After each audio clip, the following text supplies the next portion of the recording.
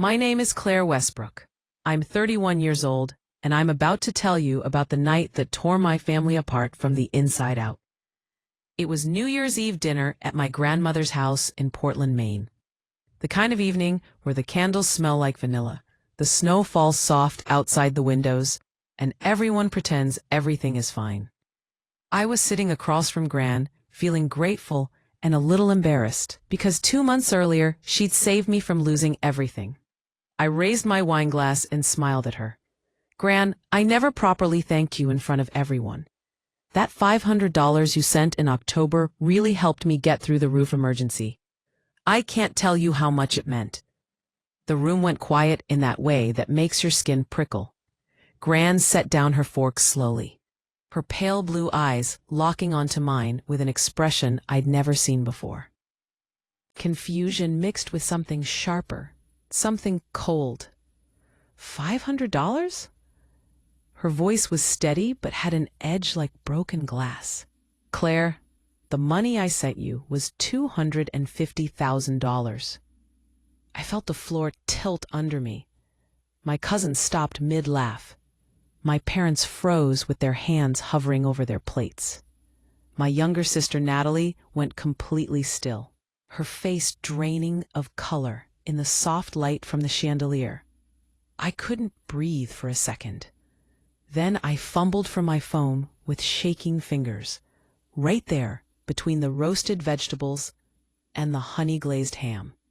I opened my banking app, scrolled back to October, and stared at the screen like it might change if I blinked hard enough. Deposit. $500. Memo. Love always, Gran. That was it. Nothing else. No other deposits. No corrections. No $249,500 sitting anywhere in my account or my history. Gran's gaze swept across the table, taking in every face one by one. Her voice dropped lower, colder. I sent that money myself. I watched it leave my account. If it's not in Claire's, then someone in this room made sure it disappeared. The silence that followed felt like the kind you hear right before something breaks. My father cleared his throat, but said nothing. My mother stared at her plate, like she could will herself invisible.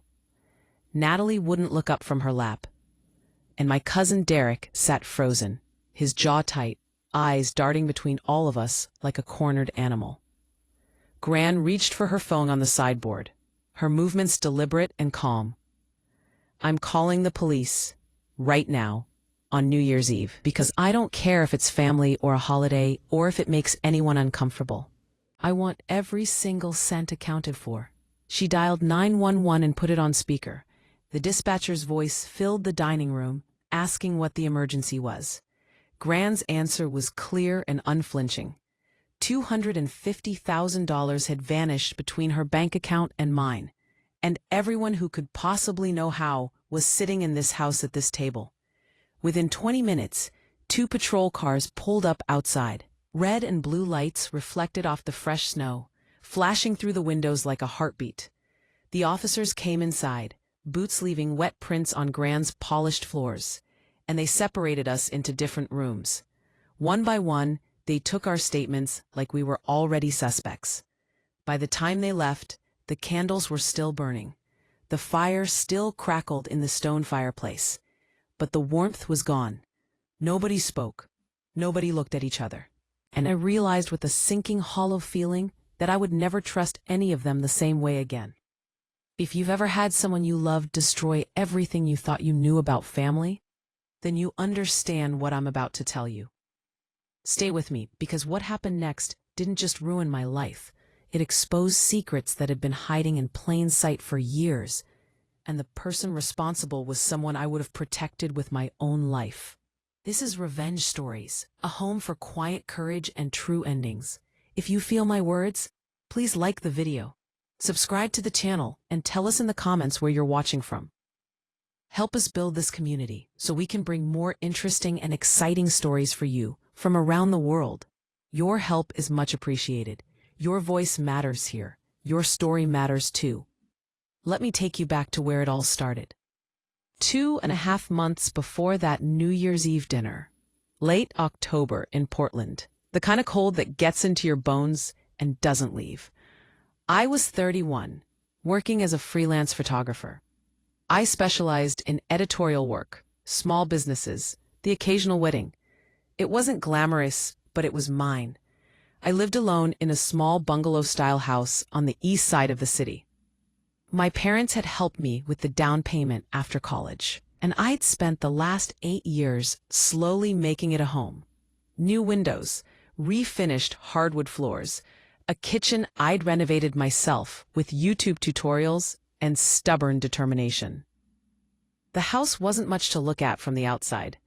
Pale yellow paint, a narrow front porch, an old maple tree in the yard that dropped leaves like confetti every fall. But it was paid off, it was mine, and I loved it. I'd grown up in Portland in a middle-class neighborhood where everyone knew everyone. My childhood was comfortable but not luxurious. My father, Richard Westbrook, worked as an accountant for a mid-sized firm downtown. My mother, Joanne, was a school administrator at the local elementary school. We weren't wealthy, but we were stable. We took one vacation a year, usually to a lake in New Hampshire. We had family dinners every Sunday. We went to church on Christmas and Easter. My sister Natalie was born 3 years after me. From the moment she could walk, she was the shiny one, the one who got straight A's without trying, the one who made friends effortlessly, the one teachers loved and other parents pointed to as an example. I was the quiet, artistic one, the one who preferred taking pictures to playing sports, the one who spent lunch period in the darkroom instead of the cafeteria. Our parents never said they loved Natalie more, but they didn't have to. It was in the way they lit up when she walked into a room, the way they showed off her report cards to relatives, the way they funded her college education fully while I had to take out loans for half of mine, because as my father explained, Natalie had gotten into a better school and needed the support. I learned early not to compete with her. I learned to make my own path, find my own worth in places she didn't occupy. Photography became that place.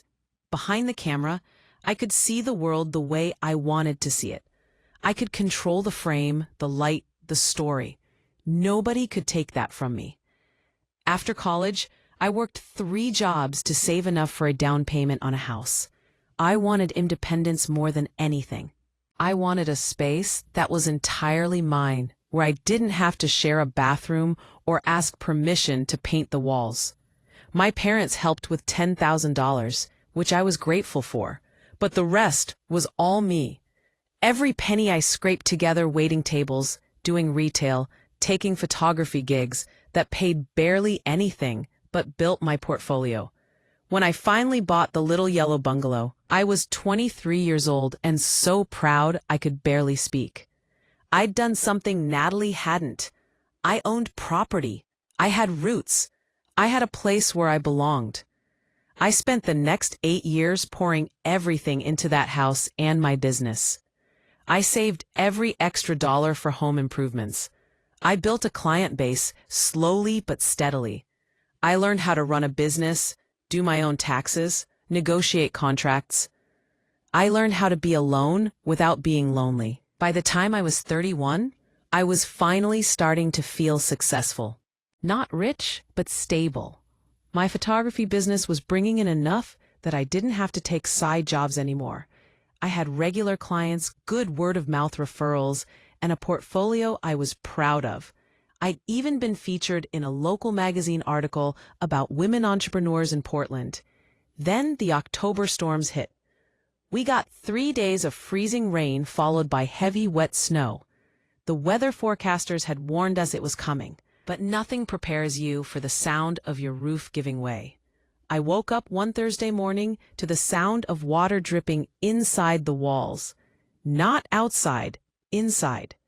I walked into the living room still half asleep and found water pouring through the ceiling, pooling on the floor I'd spent an entire summer refinishing.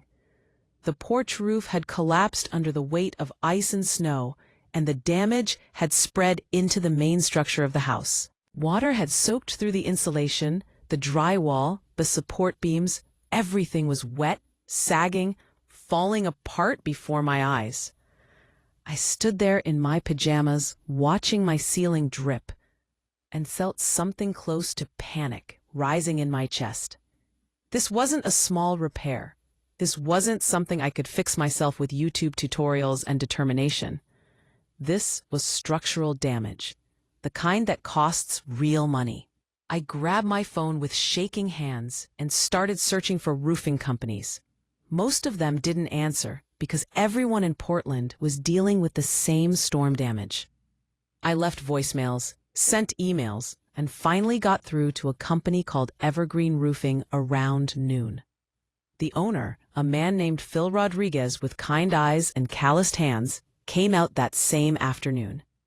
He walked through my house, climbed into the attic, went up on the roof despite the ice, and took photos of everything.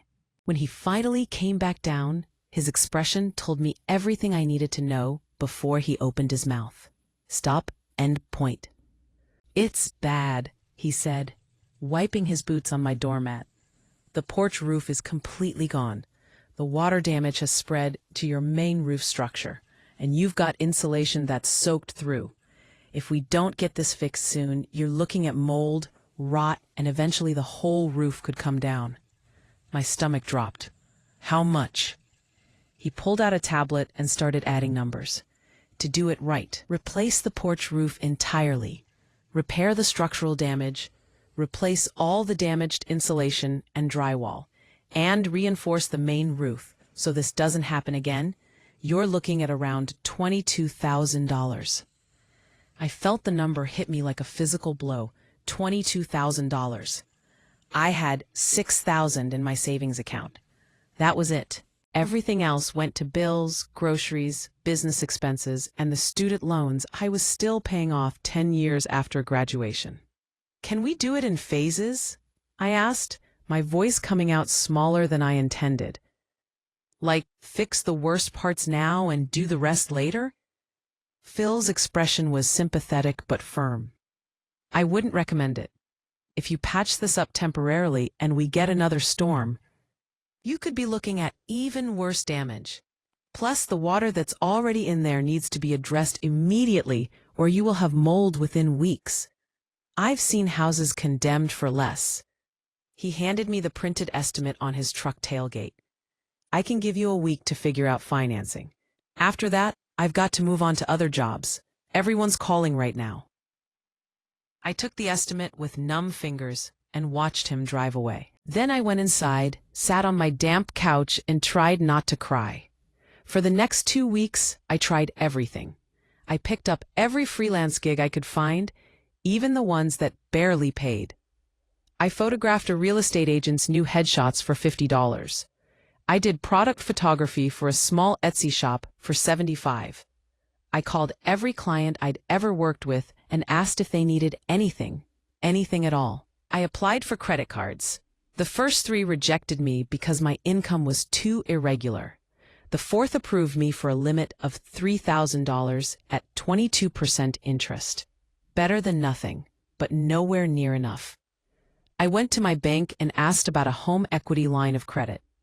The loan officer, a woman about my age with perfect makeup and a practiced smile, looked at my income statements and shook her head.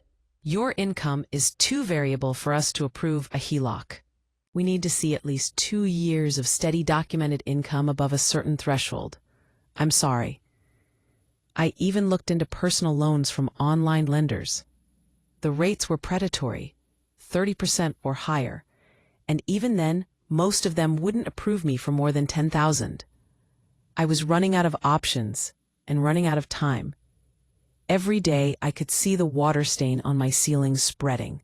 I could smell the dampness in the air, that musty, wrong smell that meant things were rotting inside my walls. One morning, I found a small patch of black mold growing in the corner where the ceiling met the wall. I scrubbed it off with bleach, but I knew it would come back. Mold doesn't just live on the surface. It grows deep, spreads fast, and once it takes hold, it's almost impossible to get rid of without tearing everything out. I thought about selling my camera equipment. My main camera body alone was worth $4,000, My lenses, another 6,000. My lighting setup, computer, editing software, all of it together would probably get me close to 15,000 if I sold it fast. But without my equipment, I had no business, no income, no way to pay my other bills, or eventually pay back whatever money I borrowed. Selling my tools would solve one problem and create 10 others. By early November, I was out of ideas. I lay awake at night staring at the ceiling, watching the water stains spread, and felt like I was drowning. This house was supposed to be my security, my proof that I could build something stable and lasting, and now it was falling apart, and I couldn't stop it. That's when I finally admitted to myself what I'd been avoiding for weeks. I had to ask my grandmother for help. Gran's name is Dorothy Westbrook, but everyone calls her Gran or Dottie. She's 79 years old, sharp as a knife, and the kind of woman who survived hard times by being harder. She grew up poor during the tail end of the Great Depression. Her family was from rural Maine, the kind of poor where you ate what you grew and wore clothes until they fell apart. She met my grandfather when she was 19, married him at 20, and had 4 kids by the time she was 30. My grandfather died when my father was only 12. Heart attack, sudden and devastating. Gran was left alone with 4 children, no life insurance, and a teaching certificate she'd never used. She went back to school, got her credentials updated, and started teaching 3rd grade at the local elementary school. She worked for 33 years, raised all 4 kids on a teacher's salary, and somehow managed to save enough to retire with dignity. Then, about 12 years ago, something extraordinary happened. Gran won the lottery. Not the massive Powerball jackpot that makes national news. A smaller, regional lottery.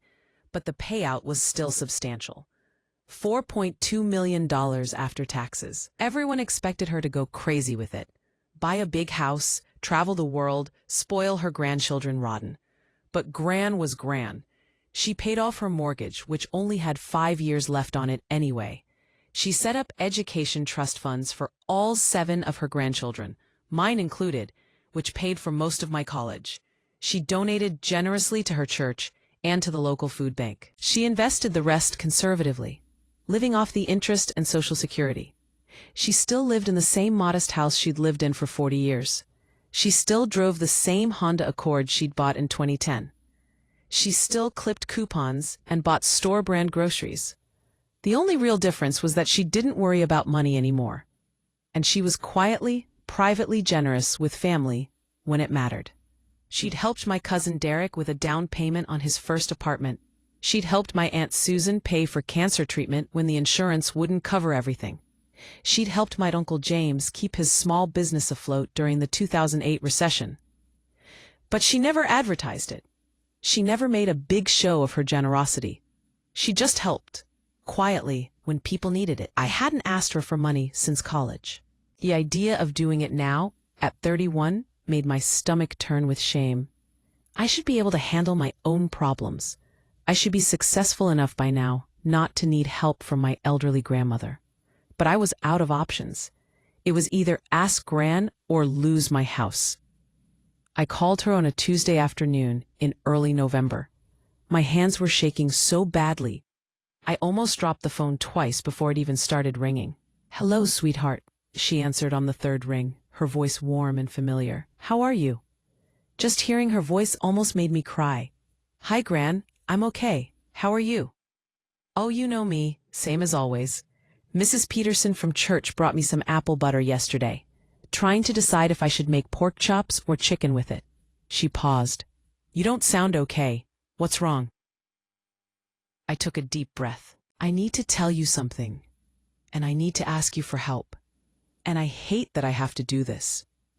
Claire." Her voice got firmer, the way it did when she was about to say something important. "You never have to hate asking family for help. That's what family is for. Tell me what's going on." So I told her everything. The storm, the roof collapse, the water damage, the mold, the estimate, my failed attempts at loans and credit cards. I told her I'd tried everything I could think of and I was running out of time. My voice cracked when I got to the part about potentially losing the house I'd worked so hard to buy. Gran listened without interrupting. When I finished, there was a moment of silence that felt like it lasted forever. Then she laughed. Not a mean laugh. A soft, worn laugh that somehow made everything feel less terrifying. "Claire, sweetheart, you're my granddaughter. You don't beg family for help. You let family help you. And you certainly don't wait until you're drowning to ask for a life raft. Gran, Listen to me," she continued, her voice gentle but firm.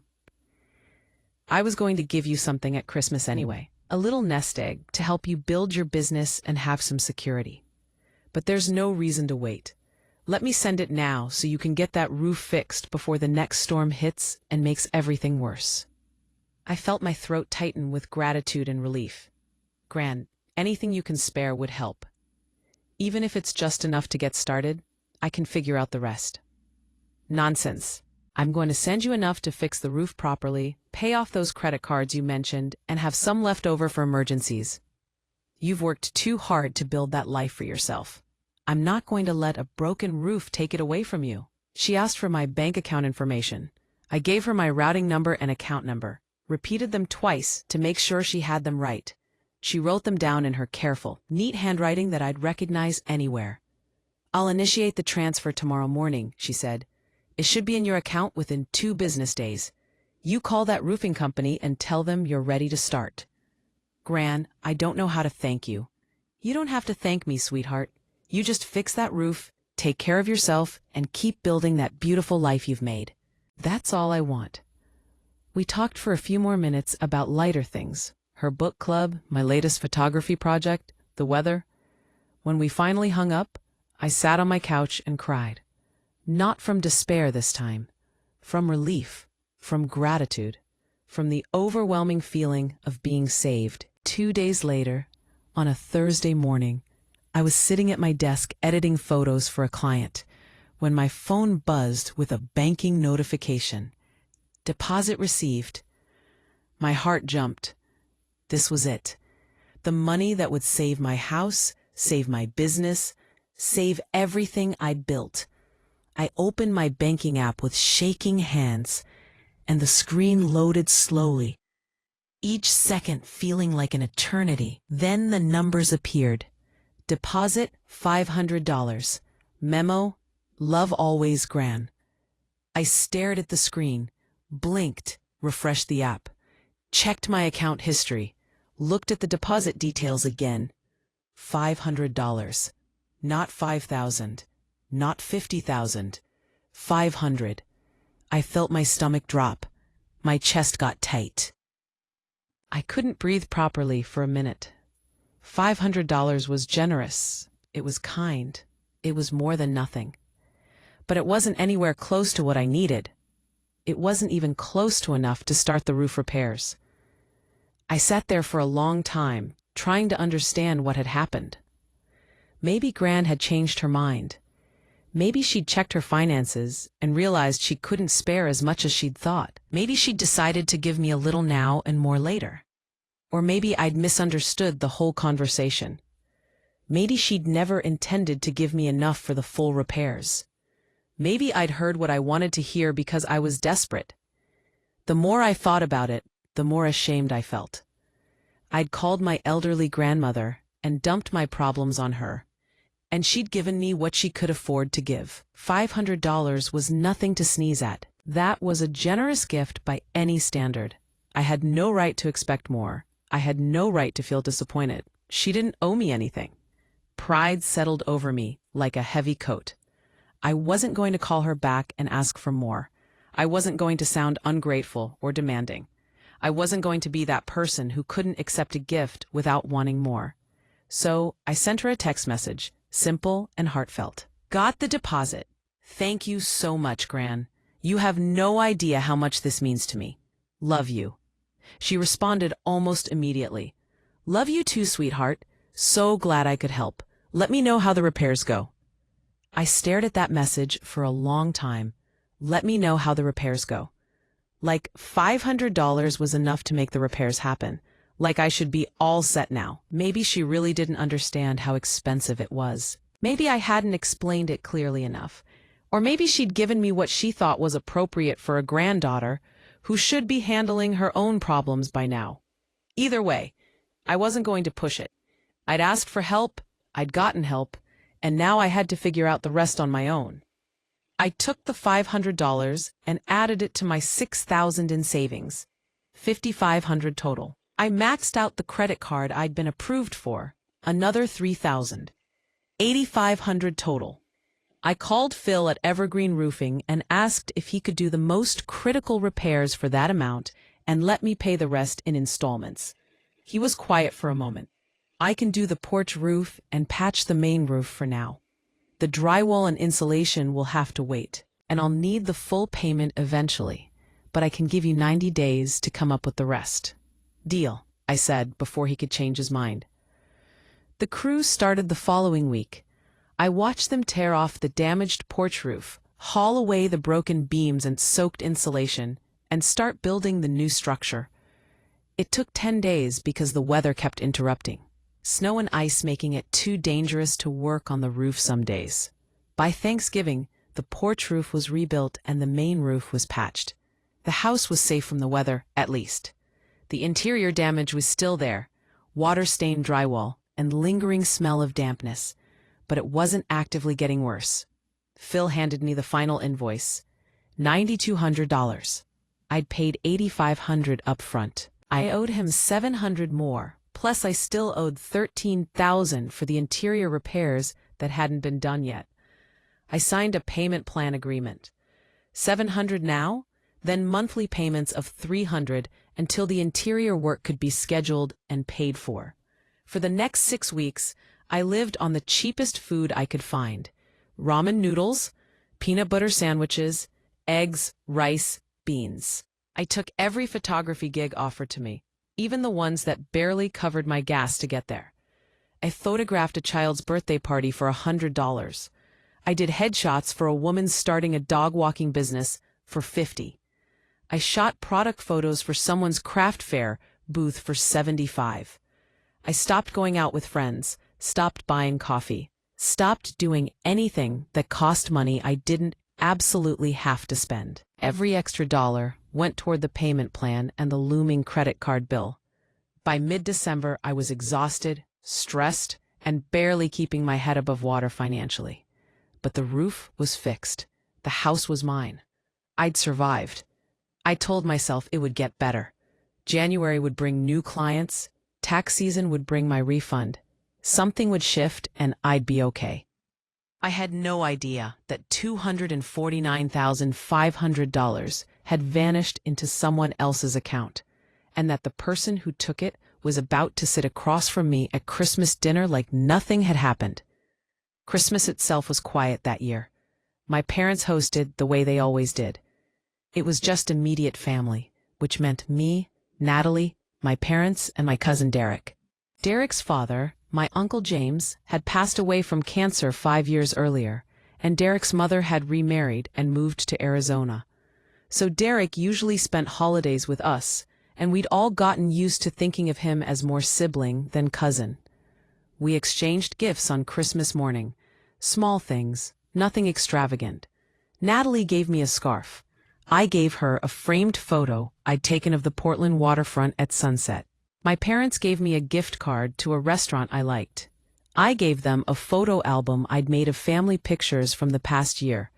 Derek gave everyone Amazon gift cards, the universal gift of someone who'd forgotten to shop until the last minute. Everything felt normal. We ate too much food. We watched old movies. We told the same stories we told every year. Derek teased me about still shooting with film sometimes. Calling me a hipster dinosaur, Natalie talked about her new promotion at work. My parents reminisced about Christmases when we were kids. Nobody mentioned money. Nobody mentioned my roof. Nobody acted like anything was wrong. Looking back now, I can see all the small signs I missed. The way Natalie changed the subject whenever I mentioned work or finances. The way Derek kept checking his phone nervously. The way my parents exchanged looks I didn't understand. But in the moment, I was just relieved to have a normal, peaceful Christmas. After the stress of the past 2 months, normal felt like a gift in itself. A few days after Christmas, Gran called and invited us all to her house for New Year's Eve. A proper family dinner, she said, just the core group. She wanted to start the new year surrounded by the people she loved most. My parents agreed immediately. Natalie said she'd be there. Garrick confirmed he was free. And I said yes, because I never missed a chance to see Gran. I had no idea that dinner would end with police cars in the driveway and my entire family in pieces. New Year's Eve arrived with fresh snow and temperatures cold enough to freeze the breath in your lungs. I drove to Gran's house through quiet streets, past houses decorated with lights and windows glowing warm against the dark. Gran's house looked like a postcard. It was a small Cape Cod-style home on a tree-lined street in one of Portland's older neighborhoods. White siding, black shutters, a red door with a wreath tied with gold ribbon.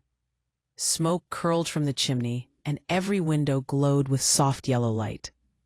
I parked behind my parents' car and grabbed the bottle of wine and box of butter cookies I'd brought. The kind of small, thoughtful gifts you bring when someone's hosting, and you want to show appreciation without making a big gesture. Inside, the house smelled like rosemary, roasted garlic, and wood smoke. Gran had gone all out with the food. A standing rib roast sat on the counter, resting before being carved. Roasted root vegetables in a cast-iron pan. Fresh dinner rolls wrapped in a cloth. A chocolate torte on the cake stand, waiting for dessert. The dining table was set with Gran's good china, the kind with the delicate blue pattern around the edges that she'd inherited from her own mother. Crystal wine glasses caught the candlelight. Cloth napkins were folded beside each plate. Everything looked elegant and special, the way Gran made things look when she wanted an occasion to feel important. My parents were already in the kitchen when I arrived. My father, Richard, was slicing bread with the kind of intense concentration he brought to all manual tasks. My mother, Joanne, was helping Gran toss the salad. They both greeted me with hugs and the usual questions. How was the drive? How was work? How was the house holding up? House is good, I said, keeping my voice light. Roof's solid. Everything's dry. I'm just glad that whole nightmare is over. I'm so glad, honey, my mother said, squeezing my arm. We were so worried about you. Not worried enough to offer to help, I thought, but didn't say out loud. My parents had their own financial pressures. They'd helped me with the down payment on the house years ago. I couldn't expect them to bail me out every time I hit a rough patch. Natalie arrived about 15 minutes later. She swept in like she always did, confident and polished, carrying an expensive bottle of wine and wearing a cashmere sweater that probably cost more than my entire outfit. She worked in marketing for a tech startup in Boston, pulling in a six-figure salary, and she looked the part. It was an honest, personal moment, in the word all, and that especially. But it was also a breath of relief. I'm sure you made a day to enough liberal, this better priority. I'm sorry, I can't talk. That's also something I don't like to do. In bed with a breath of relief. I'm fine, I said, forcing a smile. Just been busy with work. Well, make sure you're not burning yourself out. You know how you get. I know how I get, actually. But I let it slide. It wasn't worth the energy to argue. Derek showed up last, carrying a bottle of expensive whiskey, and his usual easy charm. He was 34, tall and good-looking in that effortless way some people have. He'd played college football, stayed in shape, kept his hair styled perfectly. He worked in finance consulting, or at least that's what he told everyone. I never fully understood what his job actually involved, but he made good money and always seemed to have cash to spare. He hugged Gran first, lifting her slightly off the ground despite her protests. Careful, Derek. I'm an old woman. You're going to break my hip. Never, Gran. You're tougher than all of us combined. He hugged everyone else, including me, and his hug felt warm and genuine. Derek had always been easy to like. Funny, attentive, the kind of person who remembered details about your life and asked follow-up questions. He checked in on me several times during the roof crisis, offering to help if I needed it, telling me he knew what it was like to deal with unexpected expenses. Looking back, I wonder if he was gathering information, figuring out exactly how desperate I was, calculating how much money was at stake and whether anyone would notice if it disappeared. We all gathered in the living room before dinner, drinks in hand, and fell into easy conversation. Derek told a funny story about a disastrous client meeting. Natalie talked about her company's holiday party. My parents reminisced about New Year's Eves from when my father was a kid. Gran sat in her favorite armchair, a wingback upholstered in faded floral fabric, and just watched us. She had this way of observing people, really seeing them, that most people never notice until it's too late. At one point, she caught my eye and smiled. A warm, genuine smile that made me feel like I was the only person in the room. I smiled back, grateful for her, grateful to be here, grateful that the worst was behind me. I had no idea the worst hadn't even started yet. We sat down to dinner around 7:30. Gran placed me directly across from her, with my parents on either side of me. Natalie and Derek sat on Gran's side of the table. The food was incredible. The standing rib roast was perfectly cooked, pink in the middle and crusty on the outside. The vegetables were caramelized and tender. The bread was still warm. Everything tasted like comfort and tradition and home. We passed plates and shared food family style. Derek made a toast to Gran for hosting. My father made a toast to family. My mother made a toast to a better year ahead. We talked about the past year, the funny moments and the hard ones. We carefully avoided topics that might lead to conflict: politics, religion, money. We kept it light and safe and pleasant. By the time dessert came around, I was full and content and maybe a little buzzed from the wine. The chocolate torte was rich and decadent. The coffee was strong and hot.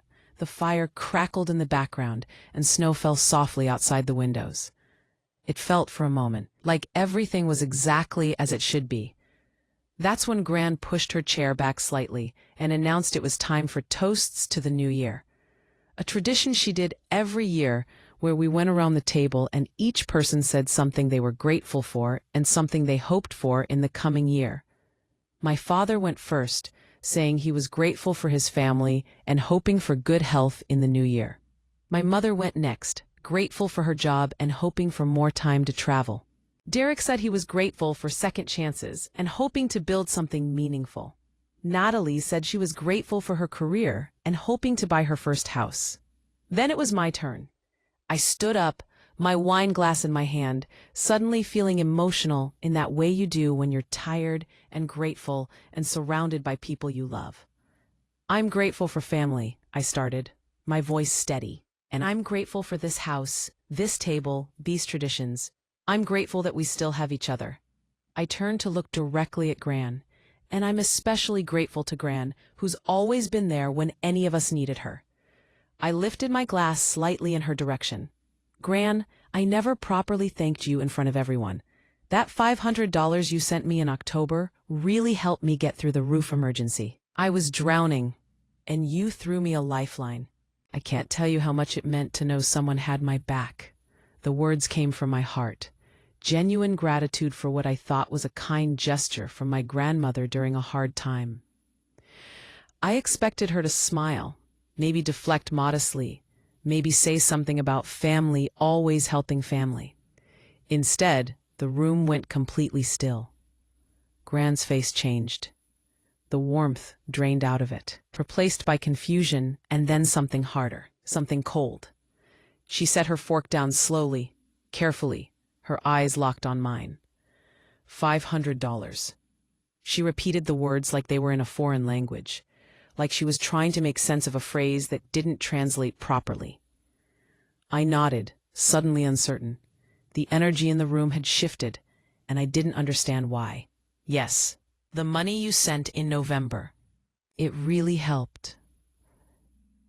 Gran's voice, when she spoke again, was quiet, but cut through the room like a blade. Claire, the money I sent you was $250,000. Time stopped. I heard the words, but they didn't make sense. They couldn't make sense. My brain refused to process them properly. What? The word came out as barely a whisper. I sent you $250,000 on November 2nd. I initiated the wire transfer myself. I watched it leave my account. I called my bank the next day to confirm it had processed. She wasn't joking. Her face was dead serious. Her voice was steady and certain. I felt the floor tilt under me. My face went hot and then cold. My hands started shaking so badly, I had to set my wine glass down before I dropped it. Gran, no. I only received $500. I swear, I checked my account. That's all that came through. Around the table, everyone else had gone perfectly still. My father's face had turned gray. My mother's hand was pressed to her mouth.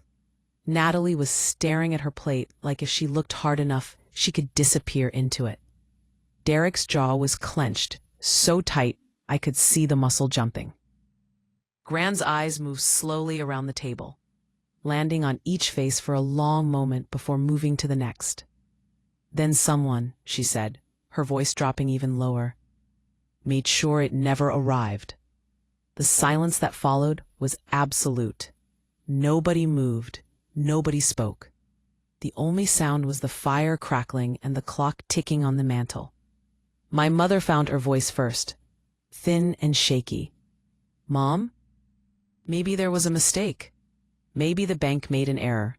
These things happen with wire transfers sometimes. Gran's gaze swung to her. I confirmed the transfer with my bank. They assured me it was successfully processed and delivered to Claire's account number. There was no error on their end. My father cleared his throat. Maybe it went to the wrong account. Maybe you transposed a number. Richard, I'm 79 years old, not senile. I wrote down the account information Claire gave me. I read it back to her to confirm it was correct. I triple-checked it before submitting the transfer. She reached into the pocket of her cardigan and pulled out a folded piece of paper. She unfolded it slowly and held it up. Her handwriting, neat and careful, showed my account number and routing number. Exactly correct. My hands were already fumbling for my phone. I had to see it. I had to prove to everyone that I'd only received $500, that I wasn't lying, that I didn't take $250,000 and pretend I didn't. I opened my banking app right there at the table, my fingers slipping on the screen because they were shaking so badly. I navigated to my account history, scrolled back to November, and found the deposit. November 2nd, deposit, $500. Memo, love always. Gran. That was it. Nothing else. No other deposits that day, or that week, or that month. I turned the phone toward Gran, my voice coming out strangled. This is all I got. I swear to you, I wouldn't lie about this. She took the phone and looked at the screen for a long moment. Her fingers scrolled through my transaction history, checking, confirming. When she handed it back, her face was harder than I'd ever seen it. Then someone in this room stole it, and I want to know who. The accusation hung in the air like smoke. My mother started crying softly. My father looked like he might be sick. Natalie still wouldn't look up from her plate. Derek's knuckles were white where he gripped his napkin. Mom, please. My mother tried again. Let's not do this on New Year's Eve. Let's just what, Joanne? Gran's voice was sharp. Pretend this didn't happen? Pretend that $250,000 didn't vanish between my bank and Claire's?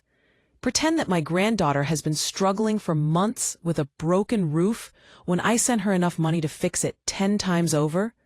She stood up slowly, her movements deliberate and controlled. She walked to the sideboard where she'd left her phone. I'm calling the police, she said, her voice calm but absolute. Right now, because I don't care if it's New Year's Eve. I don't care if it's family.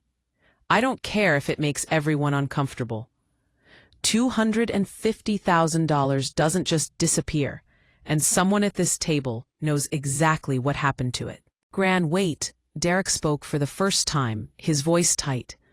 Maybe we should just talk about this first. Figure it out ourselves before involving. Involving who, Derek? The authorities? Why would we not involve them unless someone here has something to hide? She'd already pulled up the keypad on her phone. She dialed 911, her hand steady, and put it on speaker. The dispatcher's voice filled the dining room, professional and neutral. 911, what's your emergency? My name is Dorothy Westbrook. I need to report a theft. A substantial amount of money, $250,000, was stolen during a wire transfer. The theft occurred approximately 2 months ago, and I've just discovered it. Everyone who could have had the information necessary to intercept the transfer is currently in my home. The dispatcher's tone shifted slightly, more alert. Ma'am, are you in danger? Do you feel unsafe with these people? No, I'm not in physical danger. But I want this investigated immediately, and I want police here to take statements while everyone is still present. I'm dispatching officers to your location now. Can you give me your address? Gran recited her address clearly. The dispatcher confirmed she was sending 2 units and asked Gran to stay on the line. Within 3 minutes, we could see red and blue lights reflecting off the snow outside. 2 patrol cars pulled into Gran's driveway. And suddenly, this cozy family dinner had turned into something that looked like a crime scene. The doorbell rang. Gran walked to the door and opened it calmly, like she was welcoming dinner guests instead of police officers. 3 officers came in, their boots tracking snow onto Gran's hardwood floors. 2 were patrol officers, young and serious-looking. The third was older, a detective, based on the plain clothes and the badge clipped to her belt. She introduced herself as Detective Sarah Moreno. Dark hair pulled back in a tight bun, sharp brown eyes that seemed to see everything at once, and a presence that immediately commanded the room. Mrs. Westbrook? She asked. Yes, thank you for coming, I replied. You reported a theft? She asked. Yes, $250,000. I initiated a wire transfer to my granddaughter's bank account on November 2nd. The money left my account, but only $500 arrived in hers. The rest vanished somewhere between my bank and hers. Detective Moreno's eyebrows rose slightly. That was a lot of money to disappear. And everyone present here tonight had knowledge of this transfer? Not exactly, Gran said. But everyone here tonight had access to my granddaughter at various times over the past few months. And this kind of theft requires specific information that someone close to her would have. Detective Moreno nodded slowly. I see. I'm going to need to speak with each of you individually. Is there space we can use? Gran gestured to different rooms. The study, the living room, the kitchen. Take your pick. The detective conferred with the 2 patrol officers, and they began separating us. One officer took my parents into the living room. Another took Natalie into the kitchen. Detective Moreno asked me to follow her into the study. As I walked past Derek, our eyes met for just a second. His face was pale, his jaw tight, and there was something in his expression I couldn't read. Fear, guilt, anger. I looked away first. The study was small, lined with bookshelves, and dominated by an old wooden desk that had belonged to my grandfather. Detective Moreno gestured for me to sit in the chair by the desk while she remained standing, her notepad out. Miss Westbrook, I need you to walk me through everything. Start from the beginning. When did you first ask your grandmother for money? I took a shaky breath and started talking. I told her about the storm, the roof collapse, the water damage. I told her about the estimate, my failed attempts to get loans, my growing desperation. I told her about calling Gran in early November and explaining the situation. I told her about the conversation where Gran said she would send money to help, how she'd asked for my account information, how I'd given it to her. And then what happened? Detective Moreno asked.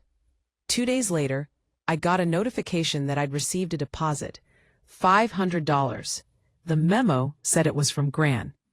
Did you question the amount? I thought maybe she'd changed her mind or couldn't afford as much as she'd initially implied. I didn't want to seem ungrateful, so I just thanked her and used the money toward the roof repairs. Did you notice anything unusual about the deposit? Any indication it had been modified or rerouted? No, it just looked like a normal deposit. Zelle transfer from Dorothy Westbrook. Detective Moreno made notes. Over the past few months, who had access to your computer, your phone, or your banking information? That's when I had to start admitting things I didn't want to admit. My sister Natalie borrowed my laptop several times, maybe 5 or 6 times over the past few months. She said hers was acting up or she needed mine for work presentations. Snap. Did you supervise her while she used it? No. She usually took it to wherever she was working. Sometimes she'd have it for a few hours. More notes. Anyone else? My cousin Derek stayed at my house for almost a week back in September. His apartment building had a gas leak and everyone was evacuated. He had full access to the house. He used my Wi-Fi, my kitchen, everything. Did he show any particular interest in your computer or your finances? No. He asked a few times how I was doing financially, if I was managing okay with the freelance income. He offered to help if I ever needed to borrow money.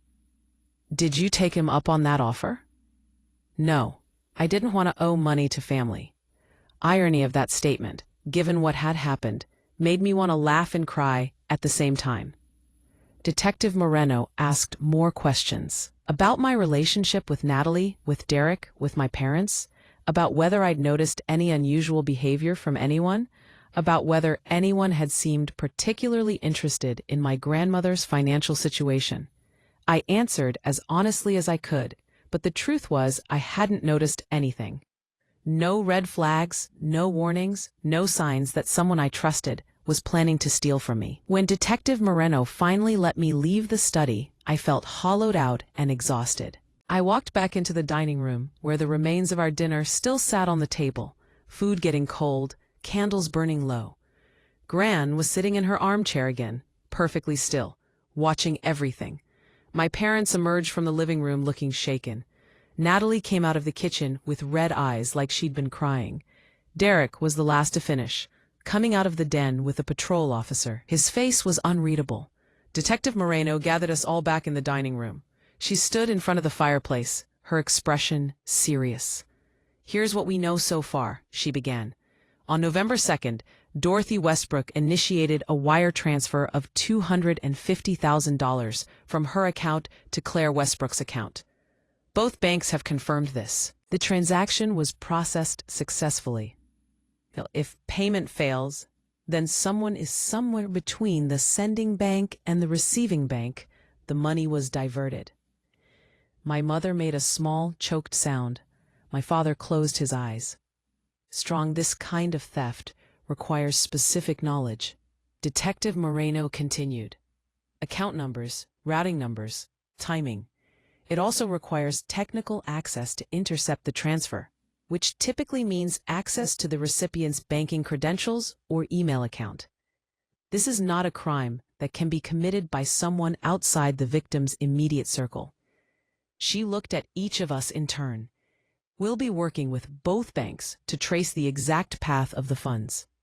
We'll also be obtaining warrants for financial records and electronic devices for everyone in this room. If anyone has information about what happened, now is the time to speak up. Cooperation will be taken into account. Nobody spoke. The silence stretched out, suffocating and heavy. Finally, Detective Moreno nodded. "I'll be in touch with each of you within the next few days. Do not leave the state without notifying me first. Do not discuss this case with each other in any way that could be construed as coordinating stories. And do not destroy or hide any electronic devices, or you will be charged with obstruction of justice." She handed out her business card to each of us. Then the police left the way they came, red and blue lights fading into the snowy darkness. After they were gone, we all stood in Gran's dining room, looking at each other like strangers. Nobody knew what to say. What do you say when you've just been accused of stealing from family? What do you say when you've just learned that someone you love has been robbed? Gran broke the silence. Her voice was calm, measured, but there was something final in it, something that felt like a door closing forever. "Until every dollar is accounted for," she said, looking at each of us in turn. "We are not a family. We're just people who used to trust each other. And right now, I don't trust anyone in this room except Claire." She looked at me, and her expression softened slightly. "I'm sorry, sweetheart. I'm sorry you've been carrying this weight for months. I'm sorry I didn't follow up sooner to make sure the money arrived. Gran, this isn't your fault." "It's someone's fault," she interrupted, "and I'm going to find out whose." She walked toward the stairs, moving slowly but with dignity. "Let yourselves out. Lock the door behind you." Then she climbed the stairs and disappeared into her bedroom, leaving the five of us standing in the wreckage of what was supposed to be a celebration. I grabbed my coat without saying goodbye to anyone and walked out into the cold. The drive home was a blur. Snow was falling harder now, big, soft flakes that swirled in my headlights. The roads were slick and treacherous, but I barely noticed. My hands gripped the steering wheel, my mind replaying everything over and over. $250,000. Gran had sent me $250,000. I could have fixed my roof 5 times over. I could have paid off my student loans. I could have bought new equipment. I could have saved, invested, built a real safety net. Instead, I'd scraped by on $500 and gone into crushing debt, while someone else took the rest. Someone I knew, someone I trusted, someone who watched me struggle and said nothing. By the time I pulled into my driveway, I was shaking so hard I could barely turn off the ignition. I sat in my car in the dark, snow piling up on the windshield, and let myself fall apart. I cried until I couldn't cry anymore. Huge gulping sobs that hurt my chest and made my head pound. I cried for the money I'd lost, for the struggle I'd endured unnecessarily, for the family dinners that would never feel safe again, for the trust that had been shattered so completely I didn't know if it could ever be repaired. When there were no more tears left, I went inside, locked the door behind me, and fell into bed, fully clothed. I didn't sleep. I just lay there in the dark, staring at the ceiling, wondering which of the people I loved had destroyed everything. The next morning, I woke up to my phone vibrating non-stop on the nightstand. 17 missed calls, 23 text messages, all from my family. My mother had called 6 times and left voicemails that I couldn't bring myself to listen to. Her texts ranged from desperate to pleading. "Claire, please call me back. We need to talk about this. We can figure this out as a family. Please don't shut us out." My father had sent 3 texts, each one shorter than the last. "Call me when you can. Then, your mother is very upset." And finally, "Just please respond."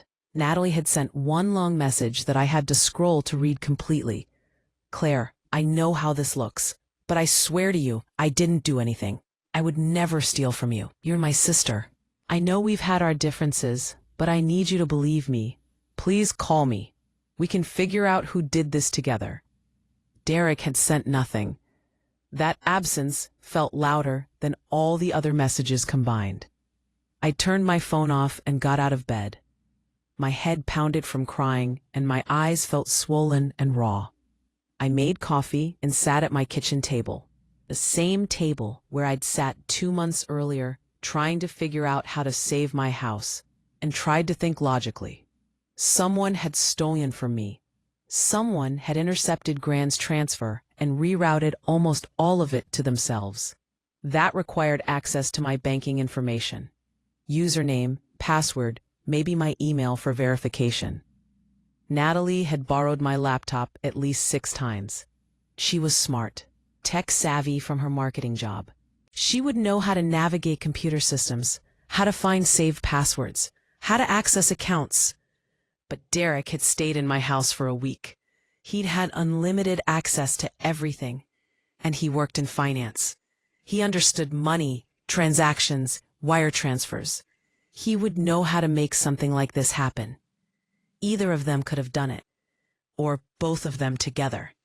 The thought made my stomach churn. The idea that two people I loved might have conspired to rob me felt like something out of a movie, not my actual life. I forced myself to eat something, toast that tasted like cardboard, and then I started going through my laptop. I checked my browser history, my saved passwords, my email, looking for any sign that someone had accessed my accounts without my knowledge. My banking app stayed logged in on my laptop because I used it frequently for business expenses. Anyone who opened my laptop could have accessed it easily. I felt stupid for not having better security, but it had never occurred to me that someone in my own family would steal from me. I found nothing obvious in my search history, but that didn't mean anything. Someone tech-savvy enough to steal $250,000 would know how to cover their tracks. Around noon, Detective Moreno called. I answered immediately. Miss Westbrook, I wanted to give you an update. Both banks have provided preliminary transaction records. I'd like you to come down to the station so I can walk you through what we found. When? This afternoon, if you're available. Say 2 o'clock? I'll be there. I spent the next 2 hours pacing my house, unable to focus on anything. Every room reminded me of the people I was now suspecting. The couch where Derek had crashed during his stay, the desk where Natalie had borrowed my laptop, the kitchen table where we'd all sat together for family dinners, back when family meant something safe. At 1:30, I drove downtown through streets still covered in yesterday's snow. The police station was a blocky concrete building near City Hall. I parked in the visitor's lot and went inside, giving my name at the front desk. Detective Moreno came out to meet me within minutes. She led me through a maze of hallways to a small interview room that smelled like stale coffee and fluorescent lights. She had several documents spread across the table. Bank statements, transaction records, printouts with highlighted sections. "Thank you for coming in," she said, gesturing for me to sit. "I want to explain exactly what happened with the money." I sat down, my hands folded tightly in my lap to keep them from shaking. Detective Moreno pulled out the first document. "Your grandmother initiated the wire transfer on November 2nd at 2:14 p.m. The funds left her account at 2:16 p.m. through her bank's wire system." She moved to the second document. "The money was sent to your bank with your correct account number and routing number. It arrived at your bank at 2:17 p.m. She paused, looking at me to make sure I was following. I nodded. "Here's where it gets complicated. In that 1 minute between 2:16 and 2:17, something happened. The money was intercepted and rerouted through what's called an intermediary account." "How is that possible?" My voice came out hoarse. "Someone had set up an automatic forwarding rule on your account. It's a script that monitors incoming deposits and automatically redirects them based on specific criteria." She pulled out another document, this one with technical language I didn't understand. "The rule was programmed to recognize any incoming deposit over $10,000 and immediately transfer all but $500 to an external account." My stomach dropped. "You're saying someone programmed my account to steal from me?" "Essentially, yes. The rule was sophisticated enough to let small amounts through, probably so you wouldn't immediately notice something was wrong. But any large deposit would be automatically stolen." "How long was that rule active?" "Based on the bank's records, it was set up on October 15th, 3 weeks before your grandmother's transfer." 3 weeks before. Someone had planned this. Someone had known Gran was going to send me money and had prepared in advance to steal it. "Can you tell who set it up?" I asked, even though I was terrified of the answer. "That's what we're working on. Setting up a rule like this requires logging into your online banking portal. Username, password, and access to any two-factor authentication you might have set up. I don't have two-factor authentication, I admitted, feeling stupid. I know I should, but I never got around to setting it up. Detective Moreno didn't judge, just made a note. That would have made it easier for whoever did this. They only needed your username and password.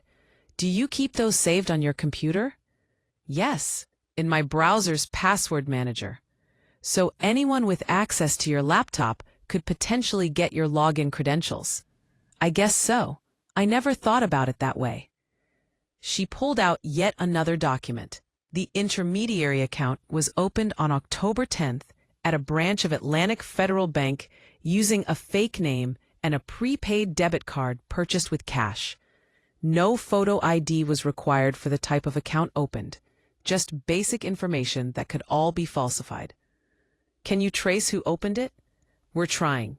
The branch has security footage, but the person who opened the account wore sunglasses and a baseball cap, kept their head down. We're working with our tech team to enhance the footage, but it's not clear enough yet to make a positive identification. What happened to the money after it went to that account? Detective Moreno's expression darkened. It stayed there for less than an hour. Then it was transferred again, this time to an offshore account in the Cayman Islands. From there, the trail goes cold.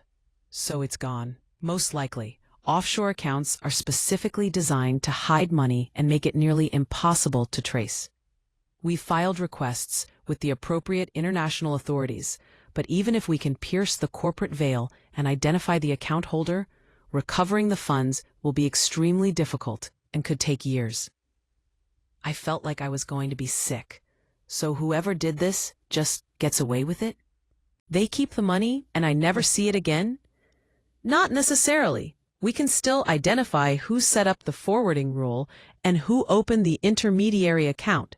That person can be charged with wire fraud, identity theft, and money laundering, and they can be ordered to pay restitution, though actually collecting that money is another matter.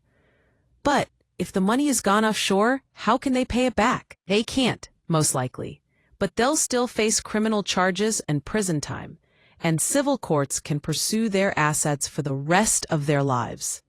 It was cold comfort. I wanted my money back. I wanted the security Gran had tried to give me. Prison time for the thief didn't fix what had been stolen. Detective Moreno leaned forward slightly. Here's what we need from you. We need to conduct forensic analysis of your laptop, your phone, any tablets or computers you use for banking. We need to look at your email account for any signs of unauthorized access.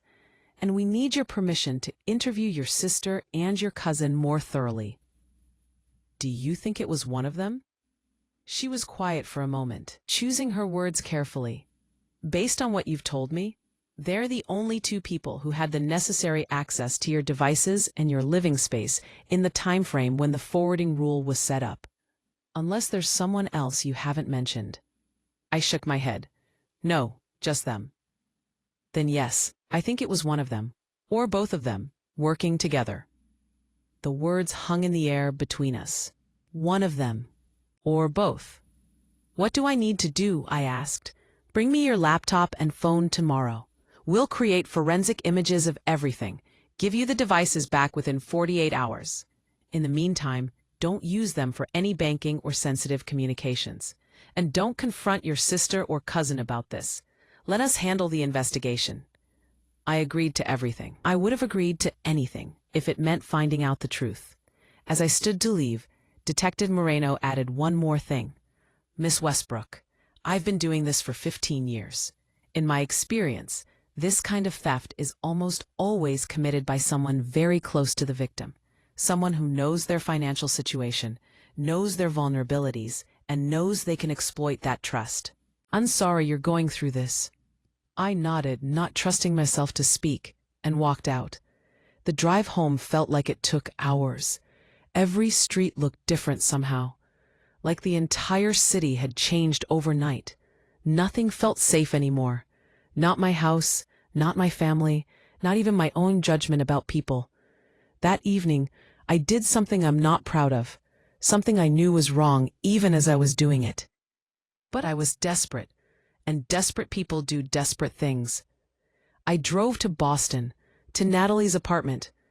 It was a 2-hour drive in good weather, closer to 3 with the snow. I knew she was out of town for work. She'd mentioned weeks ago that she had a conference in New York scheduled for the first week of January. She'd be gone for at least 3 days, staying at a hotel in Manhattan, networking with other marketing professionals, which meant her apartment would be empty. I still had the spare key she'd given me 2 years ago, back when we were on better terms, back when I actually believed we were sisters who looked out for each other. She'd given it to me for emergencies, she'd said, in case she ever locked herself out or needed someone to water her plants when she traveled. I'd never used it before, but tonight I told myself this counted as an emergency. I parked 2 blocks away from her building and walked through the cold, my breath coming out in white clouds.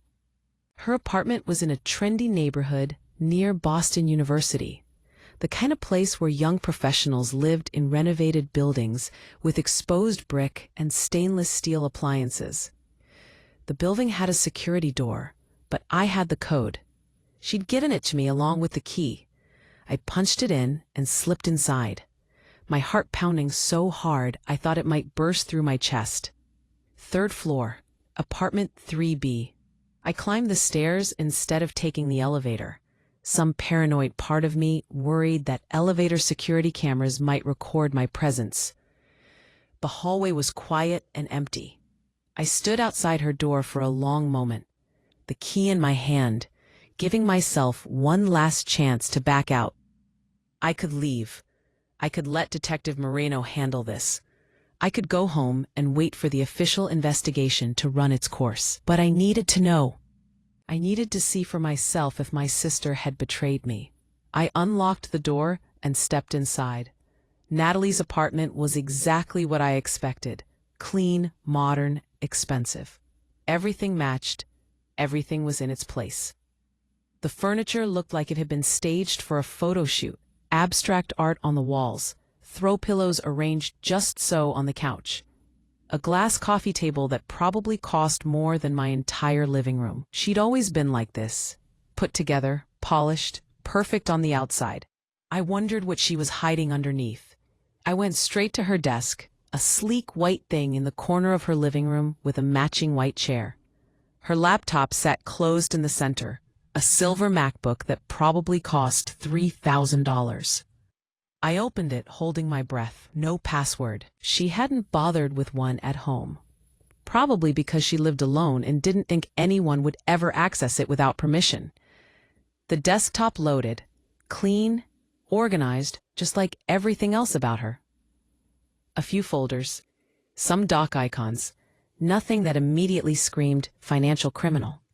I opened her browser first. Safari. I checked the history. Normal websites, work-related pages, online shopping, news sites, social media. Nothing suspicious. I opened her downloads folder. PDF files, mostly. Work documents, restaurant menus, airline tickets for her New York trip. I opened her documents folder. More work files. Tax returns from the past 3 years. Photos from vacations. A folder labeled recipes that I knew she'd never actually use because Natalie didn't cook. I was starting to think I'd made a terrible mistake coming here. That I was violating my sister's privacy for nothing. That I was becoming paranoid and seeing guilt where there wasn't any. Then I noticed a folder buried 3 levels deep in her documents, labeled Old Files Backup 2024. I opened it. Inside were dozens of files with generic, meaningless names. IMG 3847, Document Final V3, Notes MISC October. The kind of random file names that accumulate over time when you don't bother organizing properly. I started opening them one by one, knowing I was running out of time, knowing I shouldn't be here, but unable to stop myself. Most of them were exactly what they appeared to be. Old photos, old work presentations, random notes that made no sense out of context. Then I found a file labeled System Config Oct 15. October 15th. The date Detective Moreno said the forwarding rule had been set up. I opened it with shaking hands. It was a screenshot, my online banking login page. My username, visible at the top of the screen, filled into the username field.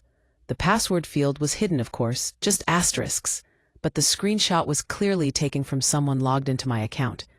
The date stamp in the corner read October 15th, 2:47 p.m. My heart stopped. I couldn't breathe. I stared at the screen, at the irrefutable proof that Natalie had accessed my bank account 2.5 months ago. I kept digging, my hands trembling so badly I could barely control the trackpad. I found another file, Transfer Rules Instructions.pdf.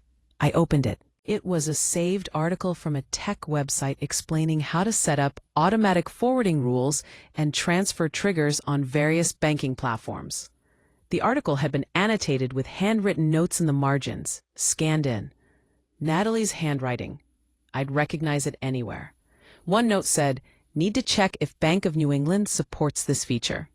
Another said, "Set threshold at $10,000 to avoid suspicion with smaller deposits." A third said, "Test with small amount first to make sure it works."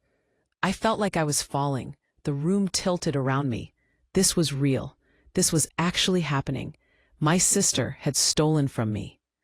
I kept searching, opening every file in that folder, looking for more proof, more details, anything that would help me understand why. Then I found a file labeled simply Account Details CW. Claire Westbrook. I opened it.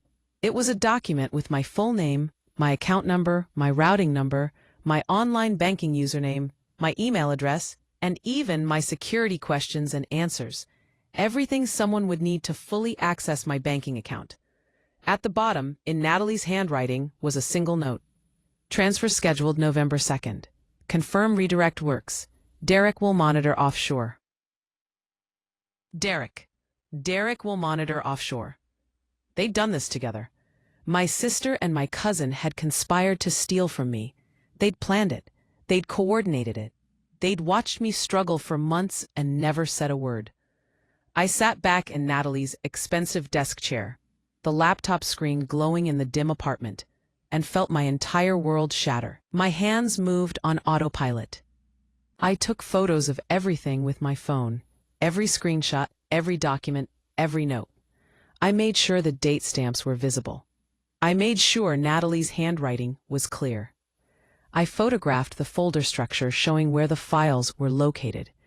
Then I composed an email to Detective Moreno. Subject line, evidence found. I attached all the photos and wrote a brief explanation of where I'd found them. My finger hovered over the send button. Once I sent this, there was no going back. Once I sent this, my sister would be arrested. She'd go to prison. My family would be destroyed forever. I pressed send. The email whooshed away into the digital void. Done. Irreversible. I closed the laptop exactly as I'd found it. I wiped down the desk with my sleeve. Paranoid about leaving fingerprints, even though I had every legal right to be here. Well, not every legal right, but Natalie had given me the key. That counted for something. I walked back through the apartment, making sure everything looked exactly as it had when I arrived. I locked the door behind me, walked down the stairs, and out into the cold Boston night. By the time I reached my car, my phone was already buzzing. Detective Moreno calling. I answered. "Hello? Miss Westbrook." Her voice was sharp, alert. "I just received your email. Where are you right now?" "I'm in Boston." "In my car." "I'm in Boston." "Whose apartment did you enter?" "My sister's, Natalie's. I have a key. She gave it to me." There was a pause. "Did she give you permission to enter tonight?" "No, but I needed to know. I needed to see if—" "Miss Westbrook, listen to me very carefully. What you did could compromise this entire investigation. Defense attorneys will argue that evidence was obtained illegally, that it was planted, that the chain of custody was broken. Do you understand what I'm saying?" My stomach dropped. I didn't think. "No, you didn't. But it's done now." She sighed. "Do not return to that location. Do not tell anyone what you found. I'm going to work on getting a warrant for your sister's apartment and electronic devices based on the evidence you provided. But I need to be able to truthfully say that we obtained it through proper legal channels. I'm sorry, I understand you wanted answers. But from now on, you let me do my job. No more amateur investigating, no more breaking into apartments. You could have been hurt, or you could have destroyed the very evidence we need to prosecute whoever did this. Do you understand? Yes, I understand. I'm sorry. Go home. Get some sleep. I'll be in touch tomorrow about next steps. She hung up. I sat in my car in the dark Boston street and let myself feel the full weight of what I'd just learned. Natalie and Derek, together. They'd stolen from me. They'd watched me go into debt. They'd sat at family dinners and smiled at me while knowing exactly what they'd done. The betrayal felt like a physical wound, like something had been cut out of me that I'd never get back. I drove home through the dark, through streets I didn't recognize, in a world that no longer made any sense. It took me almost 4 hours to get back to Portland because I had to pull over twice to cry so hard I couldn't see the road. By the time I reached my house, it was past midnight, and I was exhausted down to my bones. I went inside, locked every door and window, and collapsed on my couch. I didn't even make it to my bedroom. I just lay there in the dark, staring at nothing, feeling nothing except a vast, empty hollowness where my family used to be. The next morning, I woke up to pounding on my door. Aggressive, insistent pounding that pulled me out of sleep with my heart racing. I stumbled to the door and looked through the peephole. Detective Moreno stood on my porch with 2 uniformed officers. I opened the door, confused and still half asleep. "What's going on?" I asked. "We've obtained warrants," she said without preamble, "for your sister's apartment and electronic devices. And for your cousin's apartment and devices. We're executing them this morning. I wanted to let you know in case anyone contacts you." "Okay, thank you. We'll also need your laptop and phone for forensic analysis, as we discussed. Can you get them for me now?" I nodded and went to collect my devices. I handed them over, along with all my passwords, watching as Detective Moreno lugged everything into evidence bags. "How long until I get them back?" 48 hours, probably. We'll work as fast as we can." As she turned to leave, I found myself asking the question I'd been afraid to voice. "Do you think you'll be able to prove it was them?" She looked back at me, her expression unreadable. "Based on what you found last night, yes, I think we will. But I need you to prepare yourself for what comes next. When we make arrests, this will become public. Your family will know. Everyone will know. It's going to be hard." "It's already hard," I said quietly. She nodded. "I know, but it's going to get harder before it gets better." She left with my devices and the 2 officers, leaving me standing in my doorway watching them go. I went back inside and tried to figure out what to do with myself without my phone or computer. I felt oddly disconnected from the world, like I'd been set adrift. I couldn't work without my computer. I couldn't check email or messages without my phone. I couldn't distract myself with social media or news or anything else. I was just alone with my thoughts, and my thoughts were unbearable. So I did the only thing I could think of. I got in my car and drove to Gran's house. She answered the door in her bathrobe, her white hair uncombed, looking older than I'd ever seen her. But when she saw it was me, her expression softened. "Claire, come in, sweetheart." I followed her inside. The house still smelled like the dinner we'd never finished eating, like rosemary and disappointment. We sat in her living room, the same room where everything had fallen apart just 2 nights ago, and I told her everything. About going to Detective Moreno, about the forwarding rule, about breaking into Natalie's apartment and what I'd found there. Gran listened without interrupting, her face growing harder with each detail. When I finished, she was quiet for a long time. Then she said, "Derek and Natalie together." Yes. All this time, I thought Derek was doing well. I thought his business was successful. I thought he'd finally grown up after all those problems in college.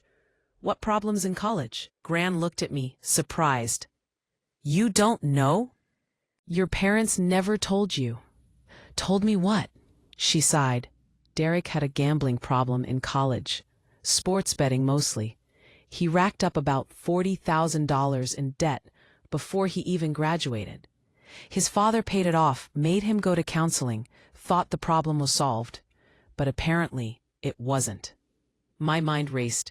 How do you know it wasn't solved? Because your father came to me about a year ago, said Derek was in trouble again, owed money to some online betting sites, asked if I could help. I gave Richard $15,000 to pass along to Derek, with the understanding that it was a one-time thing and Derek needed to get serious help. Dad never told me any of this. No, I imagine he wouldn't. He was ashamed. Felt like he'd failed his nephew somehow. She shook her head. I should have seen this coming. Addicts don't stop with one more bailout. They just get deeper in debt and more desperate. You think Derek stole the money to cover gambling debts? I'd bet on it, Gran said with bitter irony. And Natalie helped him because she's always protected him. Ever since they were kids, she's covered for Derek, made excuses, cleaned up his messes. Your parents did the same thing. I felt like I was hearing about a completely different family than the one I thought I belonged to. Why would Natalie help him steal from me? Because to people like Natalie and Derek, you're the expendable one. You're not the golden child. You're not the favorite. You're just Claire, who'll figure it out somehow because you always do. Gran's voice was sharp with anger. They took advantage of the fact that you're strong and independent, and they assumed you'd be fine. They didn't care that you'd struggle. They only cared about themselves. The truth of her words hit me like a slap. She was right. That's exactly how they'd seen me, as someone who would survive, so it didn't matter what they took. What happens now? I asked. Now we wait for the police to do their job, and then we watch them face consequences for the first time in their spoiled, entitled lives. Gran reached over and took my hand. Her grip was surprisingly strong for a woman her age. I'm sorry, Claire. I'm sorry I didn't protect you from this. I should have followed up sooner. I should have confirmed the money arrived. I should have done 100 things differently. Gran, this isn't your fault. No, it's not, but I still feel responsible. I gave you that money to make your life easier, and instead it was stolen and made everything worse. We sat together for a while, holding hands, not needing to say anything else. Finally, Gran spoke again. When this is over, when they're arrested and prosecuted, I'm changing my will. Completely. Natalie gets nothing. Derek gets nothing. Your parents get nothing for enabling Derek's behavior and hiding it from everyone. Gran, you don't have to. Yes, I do. I have roughly $8.5 million left after all the trusts and charitable donations I've set up. It was going to be divided among all my grandchildren. But now it's all going to you. That's too much. I don't care what you need. I care about what you deserve. You're the only one who didn't lie to me. The only one who didn't steal from family. The only one I can trust. She squeezed my hand. Promise me you'll accept it. Promise me you won't argue about this. I looked at her pale blue eyes, so fierce despite her age, and I couldn't deny her. I promise. Good, I'll call my lawyer tomorrow. I stayed with Gran for most of the day. We didn't talk much. We just existed in the same space, finding comfort in each other's presence while everything else fell apart. When I finally went home that evening, I felt steadier. Not okay, but steadier. The next 2 days passed in a strange, suspended way. Without my phone or computer, I felt cut off from the world. I didn't know what was happening with the investigation. I didn't know if warrants had been executed. I didn't know if anyone had been arrested. I spent the time doing mindless tasks, cleaning my house until it sparkled, organizing my photography equipment, going through old files and throwing away things I didn't need. Anything to keep my hands busy and my mind from spinning in circles. On the third day, Detective Moreno called my landline.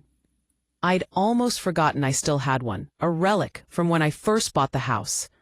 Miss Westbrook, I need you to come to the station. We've made significant progress in the investigation, and I want to walk you through what we found. Have you made arrests?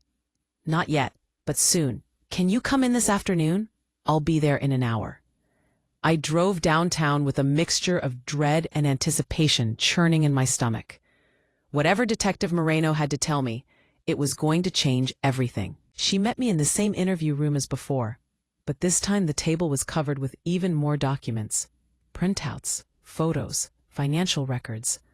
The evidence of my sister's and cousin's betrayal laid out like an autopsy.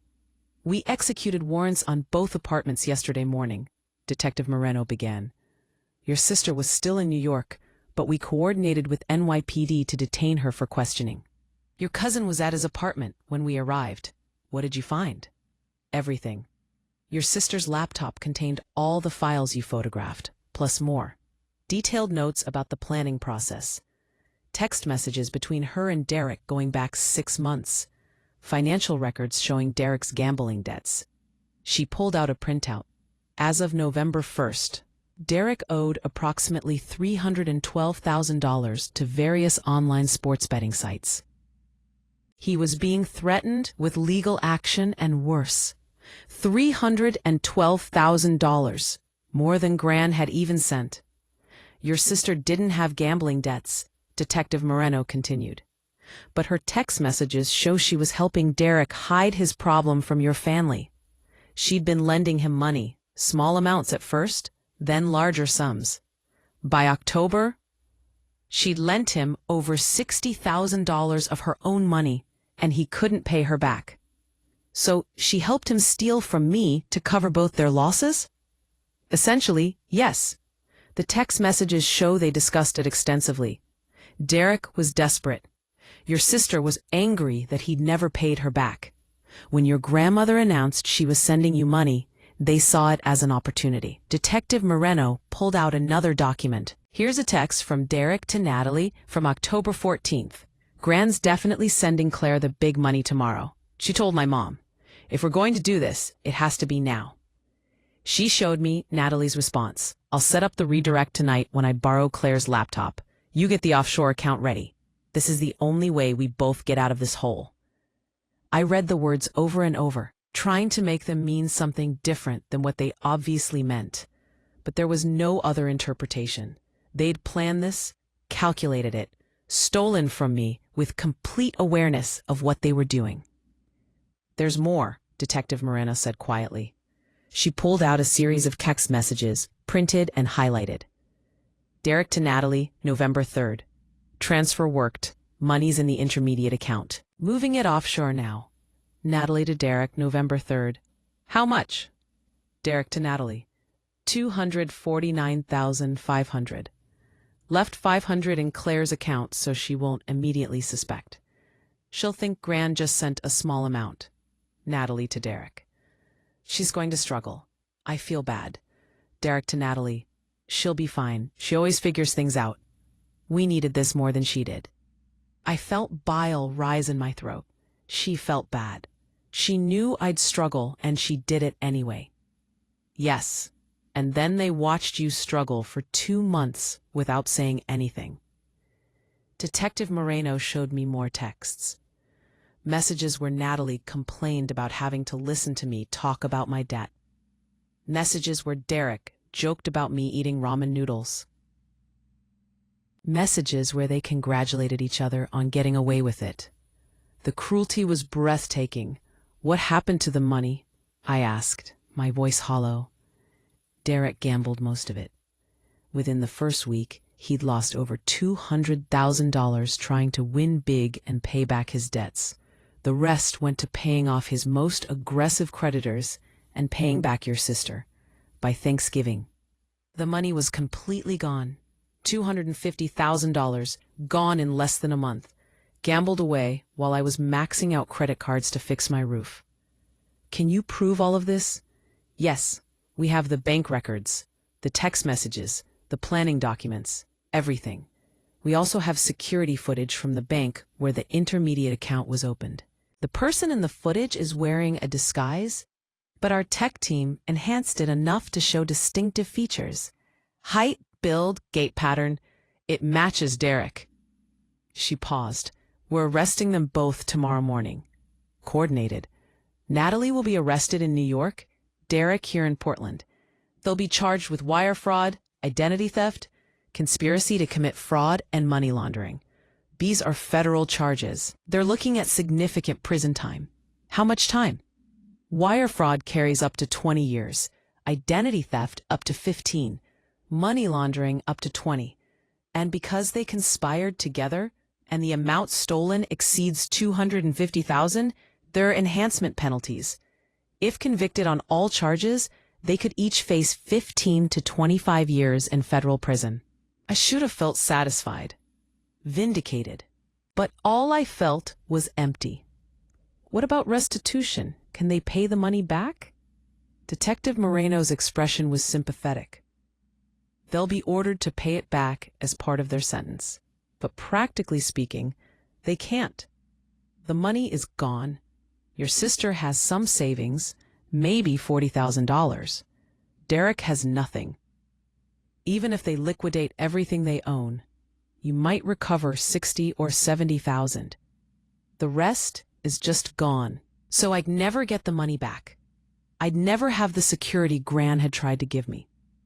All I'd have was the satisfaction of watching my sister and cousin go to prison. It felt like losing twice. There's one more thing, Detective Moreno said. We found evidence that your parents knew about Derek's gambling problem. They've been giving him money for over a year, trying to help him quietly. They didn't know about the theft, but they enabled the behavior that led to it. My parents, of course they'd known. Of course they'd hidden it. Are they being charged with anything? No, being stupid and enabling an addict isn't a crime. But I thought you should know. I nodded numbly. Thank you for telling me.